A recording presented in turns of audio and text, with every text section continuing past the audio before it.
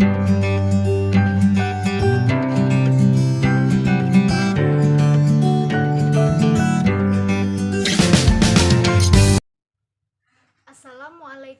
warahmatullahi wabarakatuh. Bagaimana kabarnya hari ini? Alhamdulillah sehat. Nah, sebelum kita mulai pembelajaran hari ini, alangkah lebih baiknya kita berdoa terlebih dahulu. Silahkan kepada ketua kelas untuk memimpin doa. Ya, silahkan.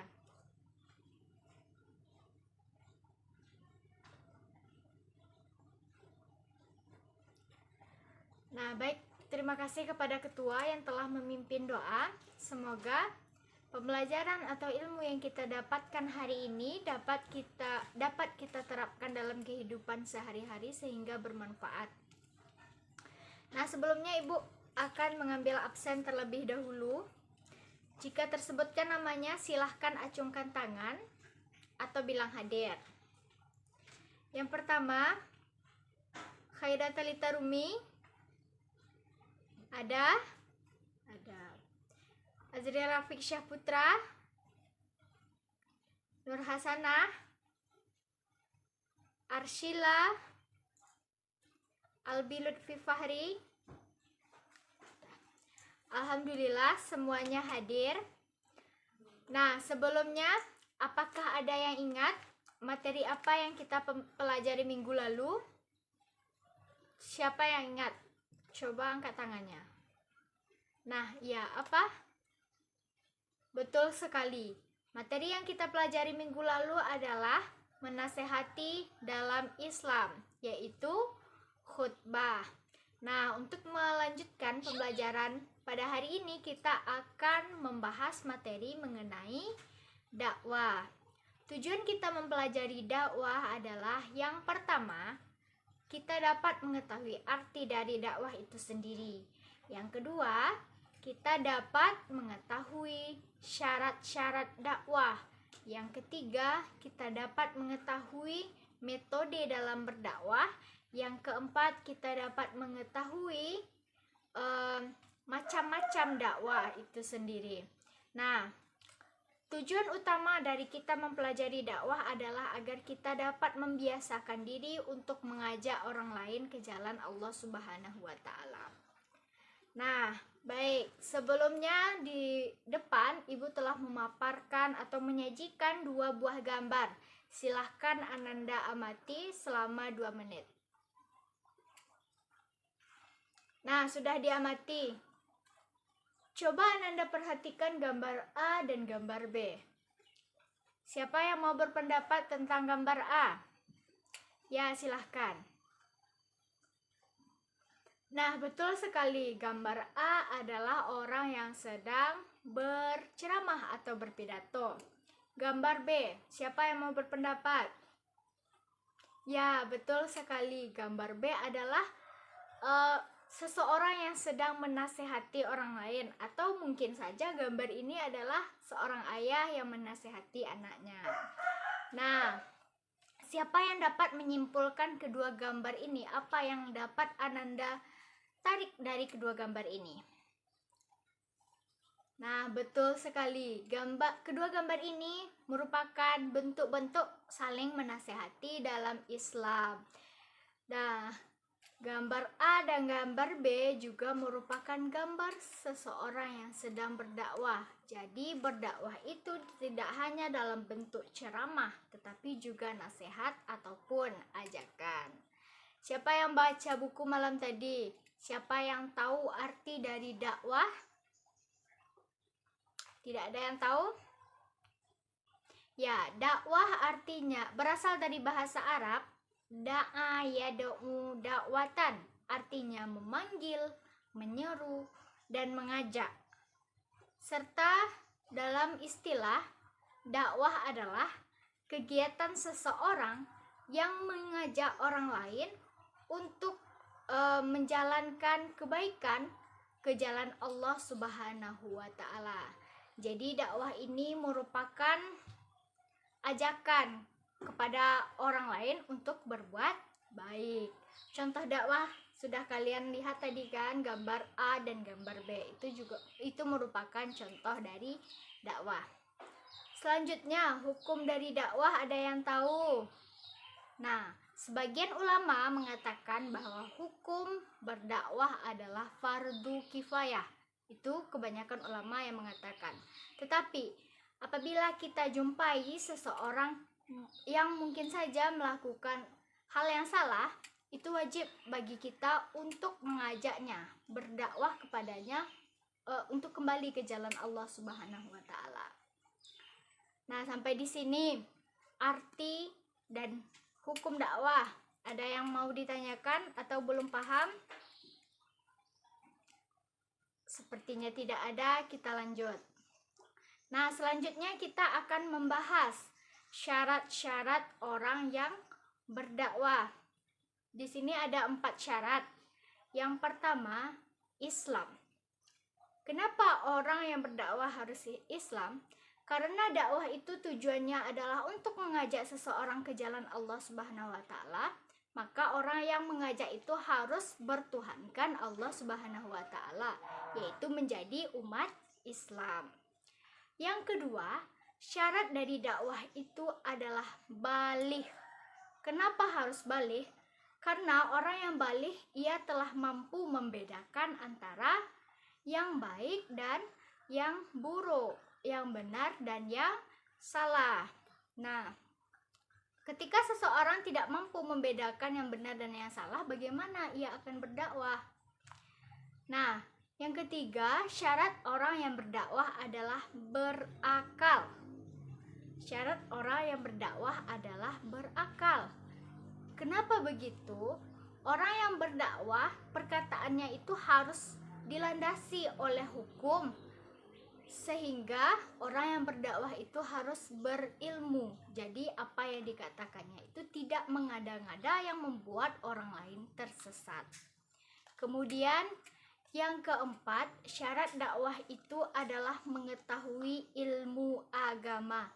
Jika seseorang tidak mengetahui ilmu agama, bagaimana ia akan mendakwahi orang lain?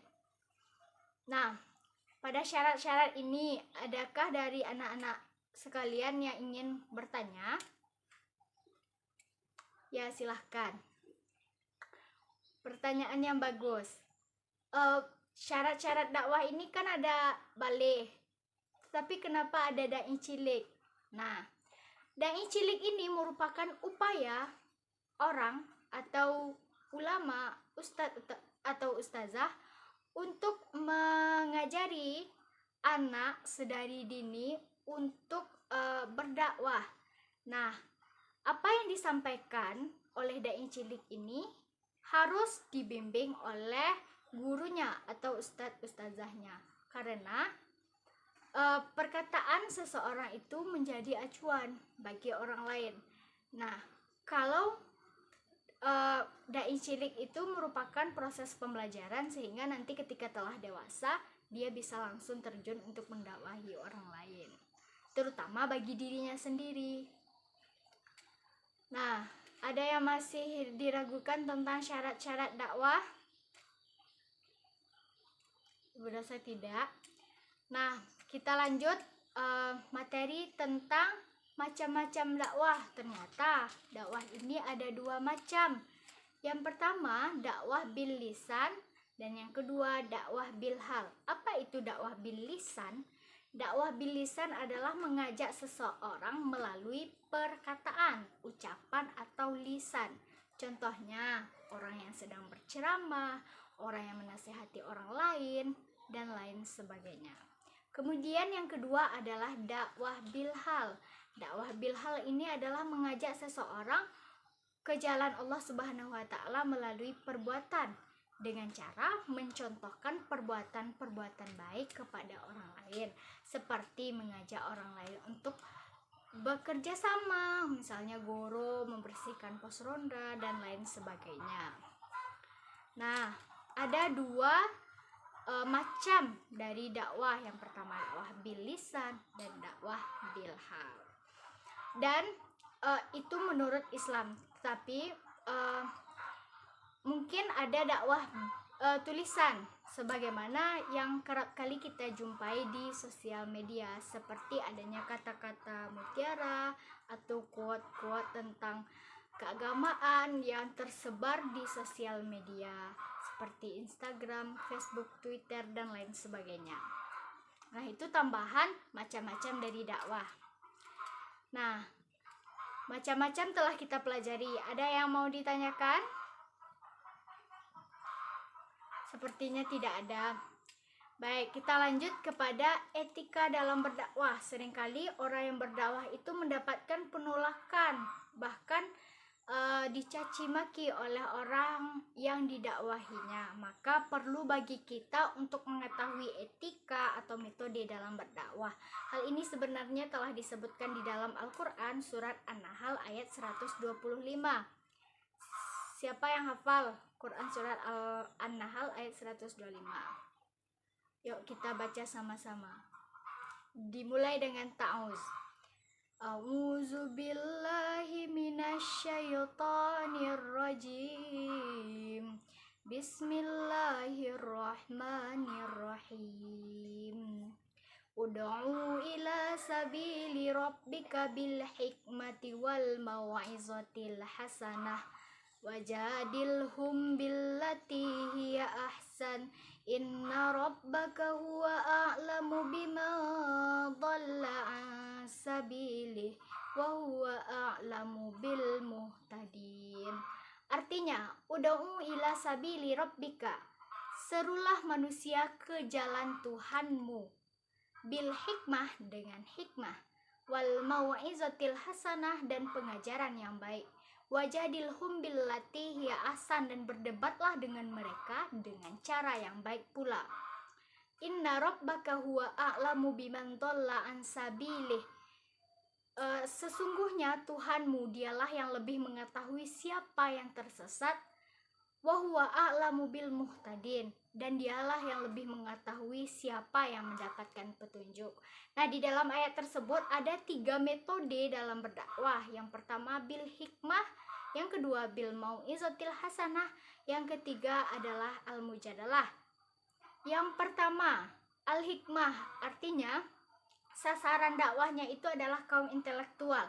Jadi kita berdakwah harus dengan perkataan yang jelas dan tegas, serta memiliki sumber-sumber yang kuat dan akurat seperti Al-Quran dan hadis. Yang kedua, al-mau'izatil hasanah, di mana sasaran dakwahnya itu adalah masyarakat awam. Jadi cara kita berdakwah haruslah dengan kasih sayang dan lemah lembut, serta bahasa yang ketika berdakwah itu harus mudah dipahami. Yang ketiga ada al-mujadalah, yaitu sasaran dakwahnya itu adalah ahli kitab. Jadi kita diperbolehkan untuk berdebat dengan ahli kitab yang ingin menjatuhkan agama Islam, tetapi dengan cara-cara yang baik. Nah, berdasarkan ayat tersebut ada 3 metode atau etika dalam berdakwah.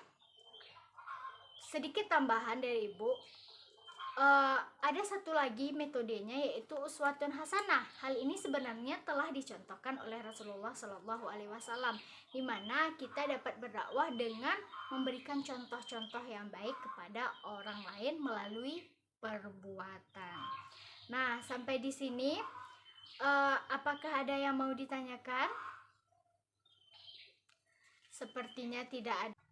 Nah, dapat kita simpulkan pembelajaran hari ini adalah mengajak orang lain untuk berbuat kebaikan ke jalan Allah Subhanahu wa Ta'ala. Semuanya sudah paham kan? Jadi sekarang Ibu akan memberi kuis dan dikerjakan selama 5 menit. Silahkan dikerjakan.